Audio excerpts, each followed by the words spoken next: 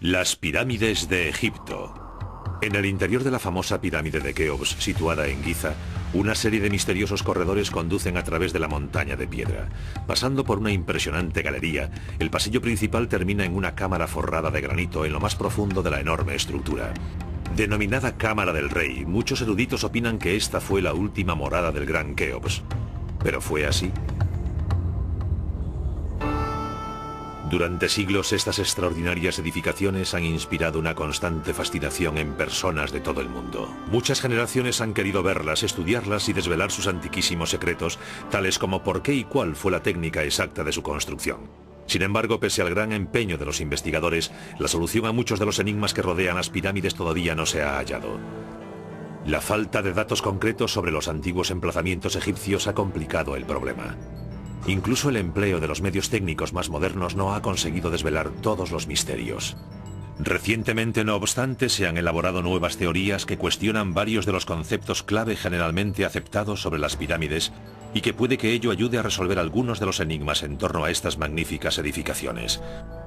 Uno de los principales misterios sobre las pirámides es su número exacto. Se han descubierto casi 100 en Egipto. Lo sorprendente es que al menos 3 de las pirámides mencionadas en inscripciones sigan ocultas por el tiempo y las implacables arenas del desierto. Quizás sorprenda que haya pirámides aún no localizadas, pero puede que durante miles de años sus enormes estructuras sufrieran expolio de material y que solo queden restos bajo tierra o se haya construido encima. Construidas durante un periodo de casi 1000 años, desde el 2630 al 1640 a.C., las pirámides son maravillas culturales y arquitectónicas de proporciones gigantescas. No solo son edificios de una grandiosidad increíble, sino también de las pocas maravillas del mundo antiguo que aún se conservan. El propósito de la pirámide es el de servir como tumba del rey, pero eso no es más que el principio, porque debemos comprender por qué el rey de Egipto necesitaba contar con una tumba semejante. La pirámide es el exponente arquitectónico del ascenso del faraón al sol. Ese era su destino después de muerto. La pirámide es el lugar donde tiene lugar la gran transformación, en la que el faraón renace. Un antiguo proverbio árabe reza: el hombre teme al tiempo, pero el tiempo teme a las pirámides. Sin embargo, la denominada época dorada de la construcción de las pirámides solo duró 150 años durante la cuarta dinastía del antiguo reino egipcio. Y las pirámides más grandes, las de la llanura de Giza cerca de El Cairo, se construyeron en un periodo de solo 3 generaciones.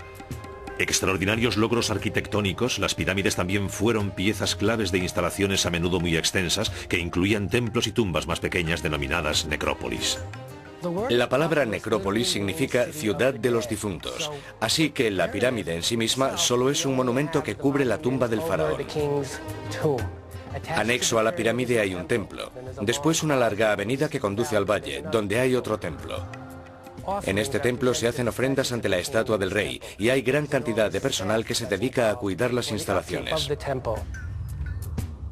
La legendaria Esfinge, también en Giza, forma parte de una de esas necrópolis construida en torno a la pirámide del hijo de Keops, Kefren. Podemos conocer la razón por la que se construyeron las pirámides, pero el origen de su forma concreta aún no está aclarado. En los enterramientos egipcios más antiguos, el cadáver se colocaba en un pozo poco profundo. Después se cubría con una gran roca o un montón de piedras. Estas no solo servían para impedir que los chacales desenterrasen los cadáveres, sino que seguramente se usaban para representar la colina primigenia de donde los egipcios creían que surgía toda la vida. Los antiguos egipcios dependían del Nilo, que era la fuente de su vida y sustento. El Nilo se desbordaba todos los años. Tras el desbordamiento y la retirada de las aguas, la tierra volvía a ser otra vez visible. Y eso se convirtió en metáfora de la creación. La colina primigenia fue la primera tierra que se vio cuando las aguas, en tiempos de la creación, empezaron a retirarse. Y fue sobre esa colina primigenia sobre la que se alzó el sol por primera vez. Esa colina es la pirámide. Representa la colina primigenia, a partir de la cual Dios creó todo Egipto. El símbolo de esa colina primigenia era el benben sagrado, una piedra de forma piramidal que, según cree la mayoría de los egiptólogos, influiría en la forma de las pirámides. En la cima la pirámide está coronada por una piedra bemben. Y esa piedra que colocan en la cima de la pirámide la cubrían con electrum, oro blanco y oro amarillo. Esa última piedra es símbolo de que la pirámide estaba acabada. Pero hay expertos que hablan de otras influencias en la forma de las pirámides. Uno de ellos tiene una nueva y polémica teoría basada en la migración de los habitantes del desierto hacia el Valle del Nilo hace unos 5.000 años, exactamente en la época cuando empezaron a construirse las pirámides. Según esa teoría, los recién llegados llevaron consigo los conocimientos del desierto y eso pudo haber influido en la forma de las pirámides. Un factor muy importante en el desierto occidental es que los únicos accidentes del paisaje que se ven por todas partes tienen forma cónica o piramidal. Las colinas picudas son lo que más abunda en el paisaje. Aquí vemos unas formas cónicas en pleno desierto, a unos 480 kilómetros al oeste del Nilo. Los antiguos egipcios habrían visto estas formas y sentirían el impulso de dar esa configuración a sus estructuras, que se conservarían pese al azote del viento. Estas formas naturales pudieron ser, en mi opinión, las precursoras de las pirámides.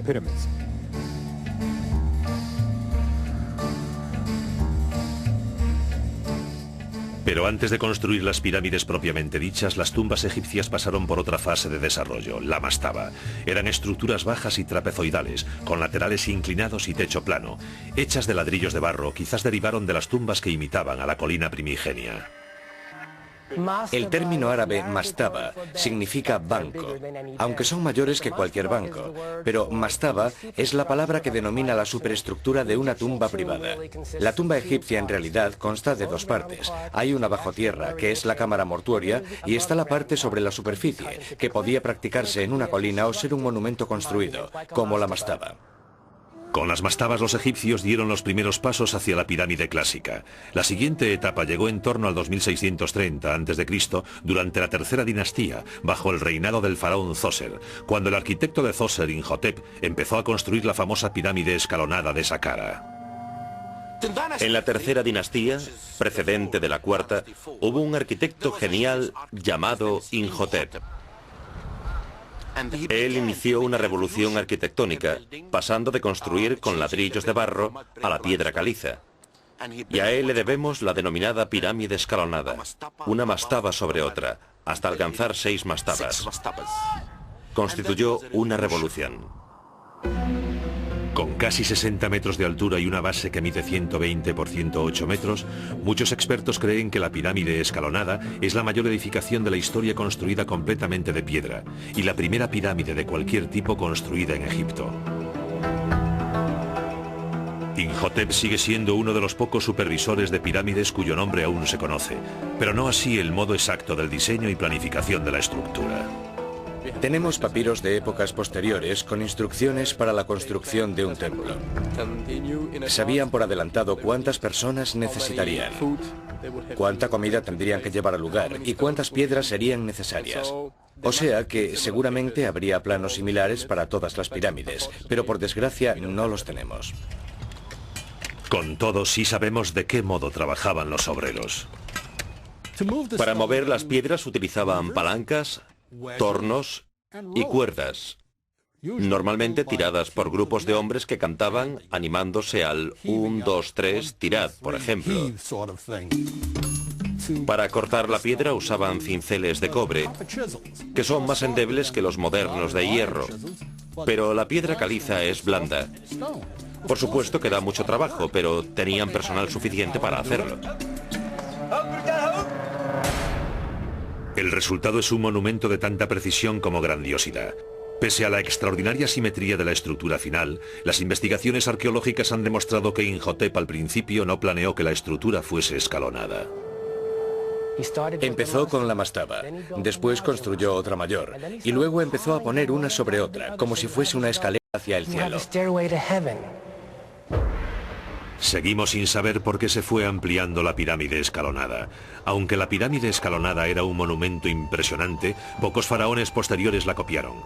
En lugar de ello, pronto pasaron a una nueva forma, que planteó nuevas dificultades a sus constructores y cambiaría la configuración de las pirámides para siempre.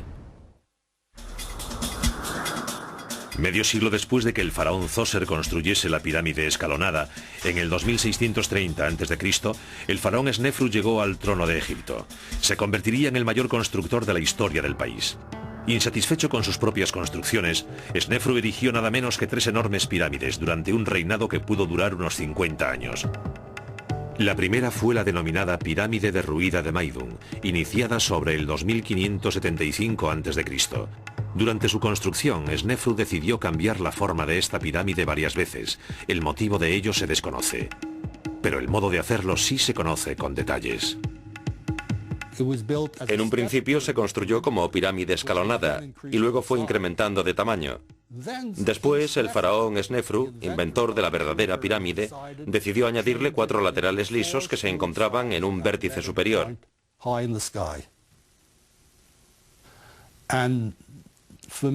En mi opinión, fue uno de los logros más increíbles que he hallado en mis investigaciones. Porque si el ángulo de uno de los laterales se desvía, aunque sea mínimamente en el fondo, se irá acentuando hacia la cima y no llegarán a converger. Jamás se lograría la forma piramidal, crear un vértice. Hoy día, todo lo que se ve de esta pirámide es parte de su núcleo interior, rodeado por un montón de escombros sueltos que le dan aspecto de estar derruida. Hace tiempo los arqueólogos creían que sí se había derruido durante la construcción, y por eso la habían abandonado. Pero posteriores investigaciones indican que la pirámide se completó con éxito y después fueron despojándola de sus materiales. A través de los siglos, el material exterior se utilizó para otras edificaciones. Podrían construirse ciudades enteras con la piedra reunida allí para las pirámides, y ese es el motivo de su aspecto actual. Igual que la pirámide escalonada completada 55 años antes, el núcleo de la pirámide derruida se hizo con capas de piedra que se inclinaban hacia adentro. La pirámide escalonada de Maidun se construyó con lo que se denominaron capas superpuestas. Se trata de capas de piedra construidas circularmente en torno a un núcleo y que presentan una inclinación. Lo que sí sabemos seguro es que en determinado momento de su construcción, la pirámide derruida se abandonó temporalmente. Por algún motivo que desconocemos, en el año 17, Snefru abandonó esta pirámide sin terminar y construyó en Dashur la pirámide que denominamos pirámide encorvada.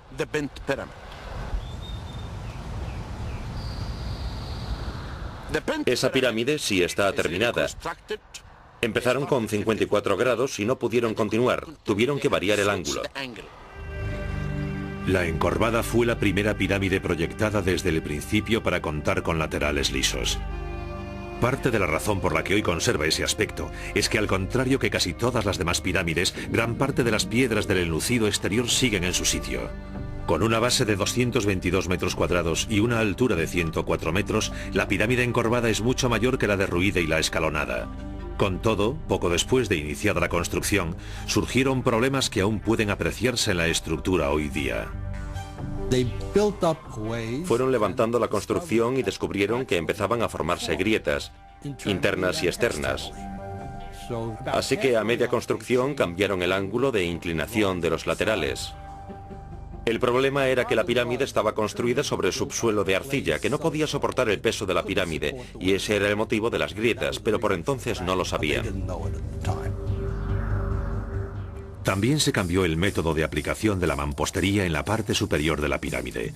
En vez de la técnica antigua de las piedras inclinadas hacia adentro para coincidir con el ángulo de inclinación exterior, las últimas partes se aplicaron en capas horizontales.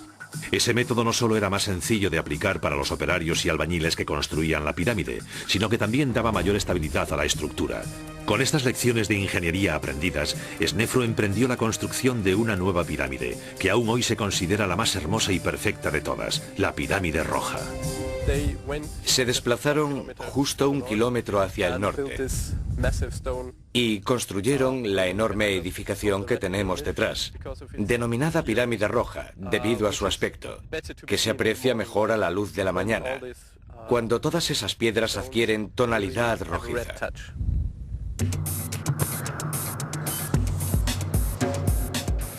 Con 278 metros cuadrados de base y una altura de 104 metros, la pirámide roja tiene mayor volumen, pero no más altura que la pirámide encorvada. Con un ángulo de aproximadamente 43 grados, la inclinación de la pirámide roja también es mucho menor que la parte inferior de la encorvada. El ángulo se hizo tratando de copiar el superior de la pirámide encorvada, porque les parecía que era el ángulo más seguro para construir estos edificios. Pero el rasgo más importante de la pirámide roja es la forma de ensamblado de las piedras. La pirámide roja supuso una evolución de las pirámides más antiguas, porque toda la estructura se construyó con porciones de piedra horizontal, una estructura más estable. Todas las fuerzas se dirigían hacia abajo en vez de tender hacia el exterior. La pirámide roja de Snefru es la primera que en realidad es una pirámide perfecta, que ha alcanzado la forma piramidal pura.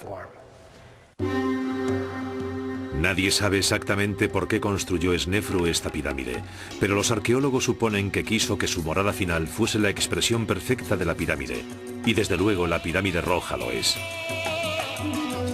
En la construcción de este monumento se plasmaron los principales elementos de ingeniería y estructuras de la pirámide clásica.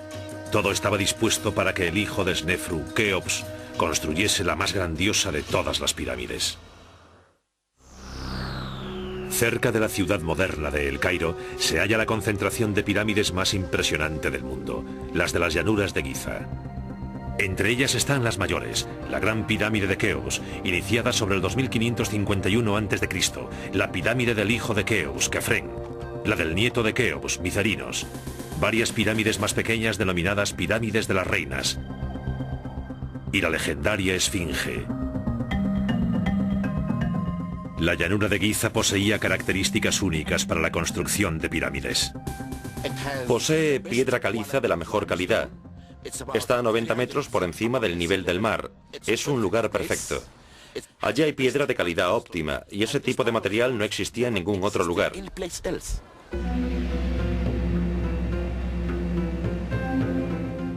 Giza también estaba a menos de 1,5 kilómetros de las orillas del Nilo, y el traslado de la mano de obra y los suministros hasta el lugar era más sencillo.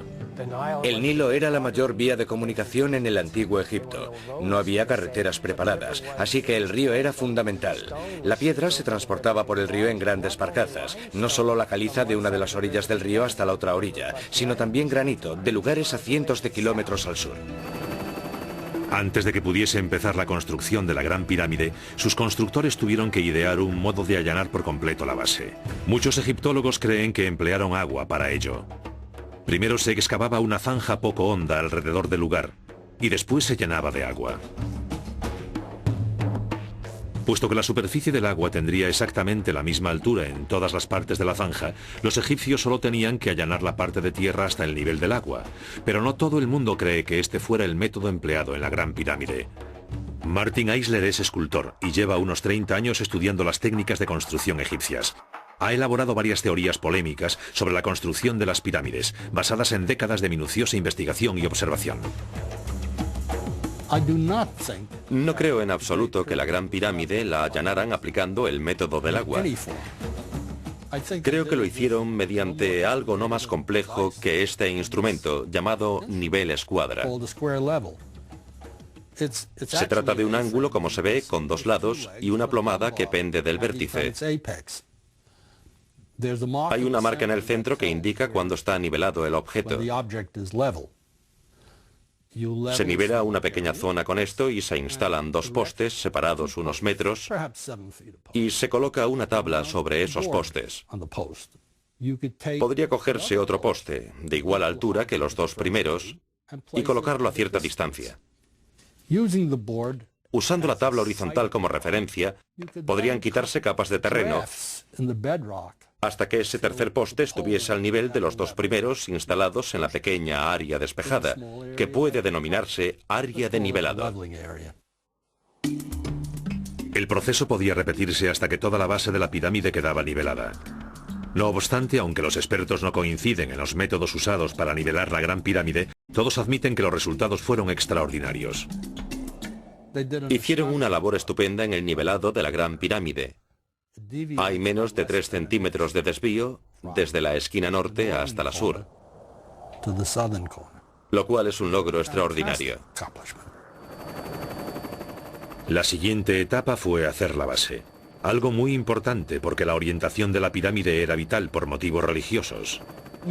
Se ha escrito mucho sobre la cercana alineación de las pirámides a los puntos cardinales, norte, sur, este y oeste. Porque al igual que la pirámide apunta hacia arriba, al cielo, este también está anclado a la tierra por la pirámide, porque los egipcios asociaban los puntos cardinales con el ciclo del sol, con el cielo y también con las constelaciones. Por lo general se acepta como teoría que las pirámides se orientaron mediante observaciones estelares. Dividiendo el ángulo entre los puntos donde una estrella concreta se eleva y se pone en el horizonte, puede obtenerse la dirección del norte verdadero. Pero otros expertos, entre ellos Martin Eisler, creen que los egipcios usaron otro método. Es muy difícil que fijándose en una estrella distante se logre la precisión alcanzada por los egipcios. Creo que orientaron las pirámides mediante las sombras proyectadas por el sol. Primero los constructores colocarían una estaca perpendicular denominada gnomon clavada en el suelo.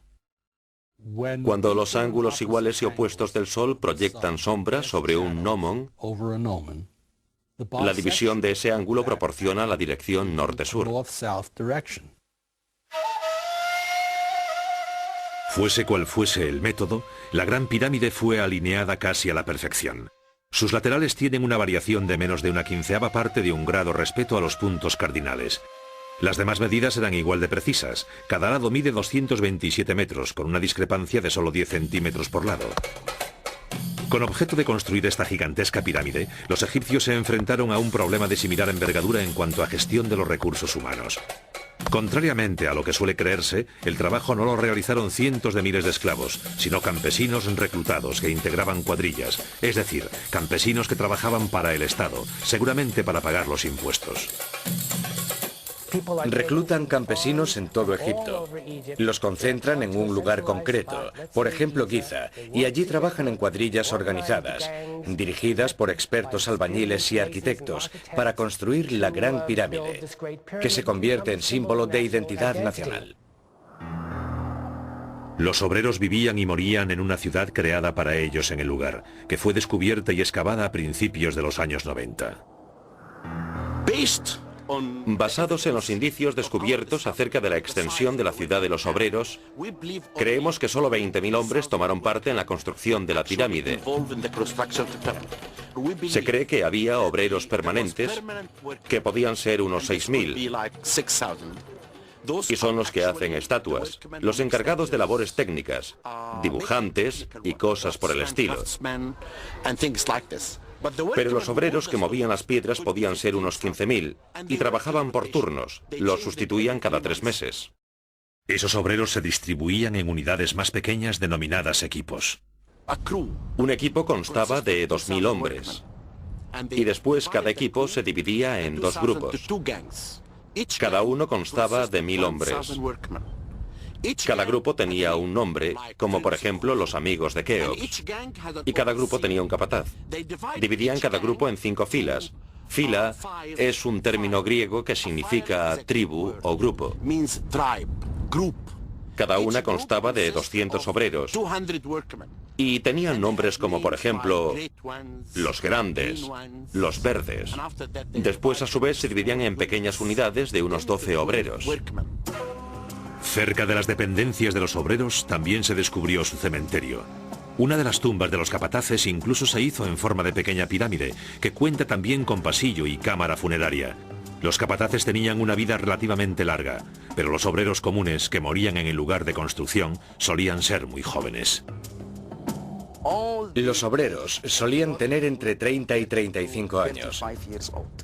Pero los artesanos solían tener entre 40 y 45 años, lo cual da una idea de la configuración de la comunidad obrera. Los artesanos no transportaban piedras, no tiraban de ellas, solo tallaban, era un trabajo más liviano. Sin embargo, los obreros enterrados allí desempeñaban una tarea ardua en la construcción de las pirámides.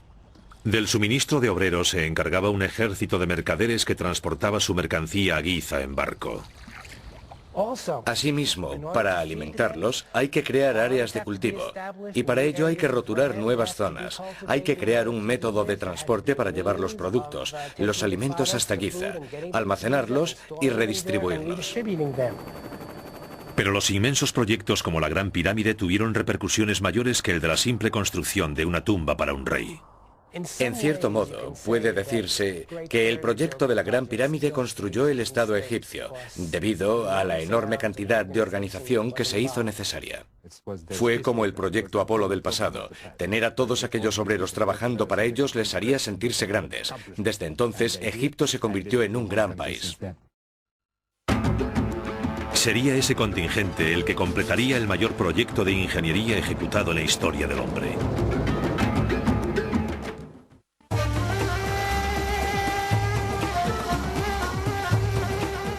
Los obreros que extrajeron la mayor parte de la piedra para las pirámides de Giza trabajaron en el lugar que hace muy poco se libró de escombros. La verdad es que toda la piedra para construir la Gran Pirámide se extrajo de una cantera próxima a ese gran edificio, a unos 180 metros de la base de la pirámide, y descubrimos ese lugar. Hay una especie de cuadrícula en el suelo, en la zona de extracción de los bloques. Se trata de zanjas que cuadriculan el terreno. Excavaban las zanjas. Tenían sobre medio metro de ancho. Luego separaban una capa de piedra y lo hacían capa a capa, así que ahora hay una especie de pared cerca de la pirámide que puede tener 6 o 7 metros de altura. Los obreros usaban sencillas herramientas de cobre, como las que aquí vemos en el Museo de El Cairo, para extraer los bloques de piedra. Después, empleando herramientas muy similares a estas, los canteros pulían los laterales y los bordes de los bloques. A continuación, mediante deslizadores de madera y cuerdas como esta, las rocas se arrastraban hasta la pirámide. La mayoría de los expertos creía que los obreros apilaban las piedras en capas horizontales sucesivas, perfeccionando y nivelando cada capa hasta alcanzar la cima de la pirámide. Pero una vez más, no todos los expertos están de acuerdo. Para empezar, la más ligera imperfección en el fondo crearía un efecto acumulativo a medida que se iba ascendiendo. Además, al observar la Gran Pirámide, pude apreciar que casi ninguna de las fases estaba bien nivelada y comprendí que no podía ser ese el método. Tenían que haberlo hecho de otro modo y me dediqué muchos años a averiguarlo. Usando como ejemplo la pirámide derruida, Eisler dice que la mayoría de las pirámides construidas después de ella constaban de 3 fases de construcción. La primera, un núcleo central, construido no muy distinto al de la derruida. Después la base se ampliaba y los escalones ampliados iban recubriéndose progresivamente con una segunda capa de escalones más pequeños, creando una forma mucho más cercana a la verdadera pirámide. Para terminar, el exterior escalonado se cubría con una capa de piedra caliza bien pulida, creando una pirámide de caras lisas.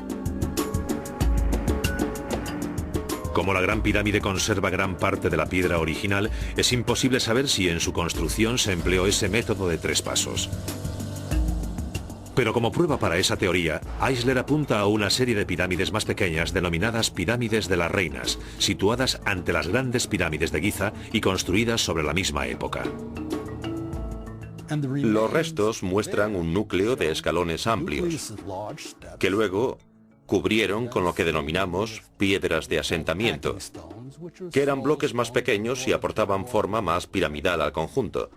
Después todo estaba cubierto con una capa de piedra caliza lisa que convergía en el pináculo de la cima. También existen varias teorías respecto a cómo se subían las piedras hasta los planos superiores. Por lo general, se supone que construían rampas que iban rodeando la pirámide a medida que crecía, o se elevaban directamente hasta el nivel de la construcción. La rampa que los egipcios usaban para construir la pirámide era enorme, construida con escombros de piedra y barro. Así que cuando los constructores deshiciesen esa rampa, tendrían que dejar huellas de ella en el suelo. Excavé en el lado sur y, para mi sorpresa, encontré restos de esa rampa. Pero algunos expertos, incluido Martin Eisler, opinan que de haber empleado una rampa grande, sus restos serían mucho más evidentes. No puedes borrar una rampa que podría haber alcanzado una altura de 150 metros. Las fotografías aéreas habrían captado los restos. El señor Eisler opina que sí se empleaban rampas, pero solo en los niveles inferiores y más accesibles de la pirámide. En las partes más elevadas cree que se utilizó otro método. Creo que subían las piedras de la pirámide colocando unos tablones en el lateral. Y luego un grupo de hombres situados en una posición más elevada tiraba de la piedra, enrollando una cuerda alrededor de un tronco colocado más arriba. Todo el proceso se haría más sencillo usando palancas a medida que iba subiendo la piedra. Con la ayuda de las palancas y la de los hombres situados arriba, creo que lograrían poner esas piedras en su sitio. La verdad es que en muchas pirámides las piedras presentan muescas aún visibles que podrían ser del uso de las palancas. Aunque polémica, la teoría de la colocación de las piedras mediante cuerdas y palancas carece de las pegas que presentan las diversas hipótesis de las rampas, pero desde luego nadie sabe aún con seguridad cómo los antiguos egipcios, una cultura que ni siquiera conocía la rueda, logró esta extraordinaria hazaña de la ingeniería. Una vez colocados todos los bloques en su lugar, la Gran Pirámide fue coronada por una pieza triangular de granito que representaba la piedra Beben sagrada, símbolo de la colina primigenia, muy parecida a esta hallada en Giza, que bien pudo haber estado cubierta por una capa de oro. Después, usando los mismos métodos empleados para subir y colocar las otras piedras, el cuerpo de la pirámide se cubría con una capa de piedra caliza blanca pulida. Brillando iluminada por el sol del desierto, el aspecto final de la pirámide debía de ser espectacular, dando a los que habían trabajado en ella una inmensa sensación de orgullo. Su altura final fue de 144 metros, que la convirtió en la construcción más alta del mundo, hasta que se construyó la Torre Eiffel en 1890. Se calcula que consta de unos 2.300.000 bloques de piedra, cada uno de 2,5 toneladas de peso. Muchos arqueólogos creen que su construcción total llevó casi 23 años. Aunque el exterior de la Gran Pirámide es impresionante, el interior no le va a la zaga. Como en el caso de todas las pirámides anteriores, posee varios túneles y cámaras. La disposición interior de la pirámide de Keops es compleja. Hay 3 cámaras funerarias, y hoy día no hay acuerdo sobre si realmente hay 3, si fueron las proyectadas en un principio o si luego cambiaron de planes. Debido a esas múltiples cámaras y al detalle de que la pirámide sufrió el expolio de su contenido hace tiempo, nadie sabe seguro con exactitud dónde fue enterrado Keops. Pero a la que se supone como verdadera cámara funeraria del faraón se llega por un largo pasillo que después desemboca en una inmensa galería ascendente, la denominada Gran Galería. Un corredor mensulado de cerca de 45 metros de longitud y 8 metros de altura. Mensulado significa que la cabecera o extremo corto de los bloques se va acercando cada vez más y más, o sea que es como una especie de escalera invertida que acaba uniéndose en la parte superior. Para terminar, la Gran Galería conduce al centro de la Gran Pirámide. Debido a que esta cámara es la única de las 3 interiores de la pirámide que contiene un sarcófago, la mayoría de los expertos cree que aquí fue el lugar de enterramiento del faraón Keops. Está forrada por completo de granito, lo cual es extraordinario, porque el granito es una piedra asociada al sol y adquiere tonalidad roja al iluminarse. Con 9 metros por 5 y casi 6 de altura, el techo de la cámara del faraón consta de varias losas de granito enormes, cada una de más de 70 toneladas. Por encima hay también una serie de techos falsos, elaborados para reducir el enorme peso de la parte superior sobre la cámara y que han funcionado a la perfección durante 40 siglos. Keops había deseado construir la suprema maravilla de la ingeniería del mundo antiguo. Sin embargo, el término de la Gran Pirámide no acabó con la construcción en la llanura de Giza. La verdad es que solo fue el comienzo. La segunda Gran Pirámide de la llanura de Giza la construyó el hijo de Keops, el faraón Kefren. Iniciada en torno al 2520 a.C., se construyó usando los mismos métodos básicos empleados en la Gran Pirámide. Su base mide 211 metros por cada lado y tiene una altura de 141 metros, solo 3 metros menos que la Gran Pirámide. Pero como está construida sobre un terreno elevado 10 metros más que el de la Gran Pirámide, parece que la de Kefren es aún mayor. Debido a su base menor, también se eleva en ángulo más pronunciado que el de la Gran Pirámide, que es de 51 grados, frente a los 53 de la de Kefren. Y otra razón por la que parece diferente es que en la cima de todo se dejaron las piedras originales de enlucido, así que el perfil es muy distinto. El interior de la pirámide de Kefren es también distinto. Al contrario que el complejo entramado de túneles, huecos y cámaras de la Gran Pirámide, la de Kefren tiene una disposición relativamente sencilla que consta de 2 pasillos que convergen en una sola cámara funeraria.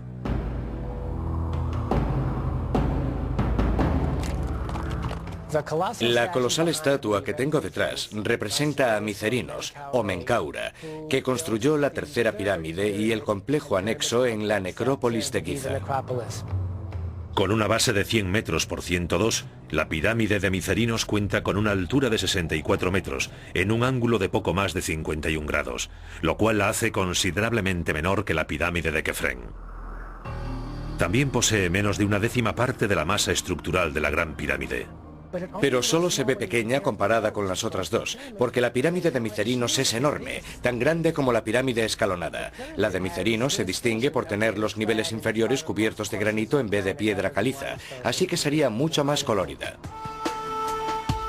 El motivo de que las pirámides de Giza fueran disminuyendo de tamaño sigue sin conocerse, pero los expertos suponen que el enorme coste de estas edificaciones mastodónticas no fue sostenible para los faraones que sucedieron a Kefren. De todos los monumentos relacionados con las pirámides, tal vez ninguno sea más extraordinario que la mítica Esfinge. Un enorme león pétreo con cabeza humana. Su diseño, construcción y propósito ha generado vivas polémicas durante siglos. Creo que la Esfinge resulta atrayente porque su forma medio humana y medio animal le da un aire misterioso, inaccesible. Una enorme estructura en la llanura de Giza. ¿Cuál puede ser su significado? Sabemos por su ubicación que es muy probable que se hiciera durante la época del constructor de la segunda pirámide, el faraón Kefren. Decimos esto basados en la orientación de la propia Esfinge. Y hay quien ve en el rostro de la Esfinge cierto parecido con la estatua del faraón Kefren. Con 72 metros de largo y 20 de altura, la Esfinge fue la primera escultura de dimensiones colosales del antiguo Egipto. Sus constructores empezaron excavando una zanja en forma de U en una base de piedra caliza de la llanura de Giza. Después esculpieron el cuerpo en el bloque de piedra que quedó en el centro de la U, transformando el cuerpo del monumento en parte de la propia llanura. Una teoría reciente establece un vínculo incluso más directo aún entre la Esfinge y el paisaje natural. De verdad creo que si nos fijamos en la ubicación de la Esfinge, veremos que forma más parte del entorno de lo que todo el mundo admite. ¿Por qué digo esto? Porque hay construcciones casi idénticas a ella, no a las demás, formadas por la erosión natural. Esas construcciones naturales se denominan leones de barro. Aquí vemos el Yardán, o león de barro, o esfinge natural. Hay gran abundancia de ellos en los desiertos occidentales de Egipto. Por eso digo que los egipcios antiguos quizás tomaron esta forma de la naturaleza, sabiendo que forma parte de la majestuosidad del paisaje. Durante cientos de años se ha dicho que hay túneles secretos y cámaras en el interior de la Esfinge. No hace mucho esas teorías se pusieron a prueba mediante un radar de penetración subterránea. Hicieron pruebas en toda el área y demostraron que en realidad no hay nada bajo la Esfinge. Es de roca maciza, de roca viva, y no oculta nada en su interior. De lo antiquísimo y respetado que siempre ha sido este monumento, da fe el que su primera restauración se realizase hace casi 1100 años, después de la muerte de Kefren, ordenada por el faraón Tumosis IV en torno al 1400 a.C. Una estela de granito de 4 metros de altura y 15 toneladas de peso, erigida por Tumosis en el lugar, relata que siendo un joven príncipe, pero no el heredero, realizó una expedición de caza cerca de la Esfinge. Tras una pausa para descansar, se quedó dormido a la sombra de la cabeza de la estatua, que por entonces era la única parte del monumento que permanecía por encima de las arenas del desierto. Y la esfinge se le apareció en sueños y le dijo: Tutmosis, hijo mío, me muero por culpa de la arena. Si me quitas la arena de la cabeza, te haré rey de Egipto. Y ese príncipe acabó convirtiéndose en rey de Egipto. Así que puede decirse que Tutmosis es el primer arqueólogo del mundo. Y fue el primero que restauró la esfinge. La esfinge se construyó para custodiar las pirámides durante toda la eternidad. Sin embargo, pese a su grandiosidad, no ha logrado impedir los expolios del hombre, porque todas las fabulosas riquezas del interior de las pirámides, sin excepción alguna, fueron saqueadas por los ladrones de tumbas hace tiempo. Lo cierto es que posteriormente, los arqueólogos lograron hallar los pasillos interiores de las pirámides tan solo conseguir los túneles practicados por los ladrones, como por ejemplo este en la tumba de Micerino, situada en Giza. Algunos creen que por ese motivo se abandonó la construcción de grandes pirámides inmediatamente después de la época dorada de la Cuarta Dinastía, aunque otros opinan distinto. Personalmente creo que dejaron de construir pirámides porque el país estaba unificado.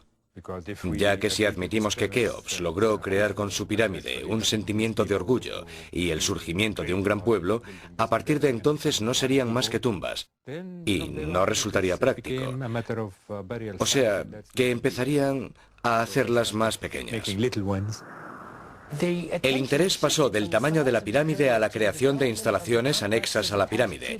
Así que los templos se expandieron, se hicieron más complejos y los templos del valle se hicieron más grandes y mucho más complejos. Después de eso, las pirámides fueron disminuyendo de tamaño y acabaron por desaparecer. Irónicamente, la mayoría de estas pirámides tardías, tal como la pirámide negra de Dashur, se hicieron con un núcleo de ladrillos de barro para acelerar la construcción, y después se cubrieron con una capa de caliza. Cuando esta piedra se tomó para otros proyectos de construcción, se erosionaron con rapidez, dejándolas en un estado de deterioro mayor que el de las antiguas pirámides de piedra.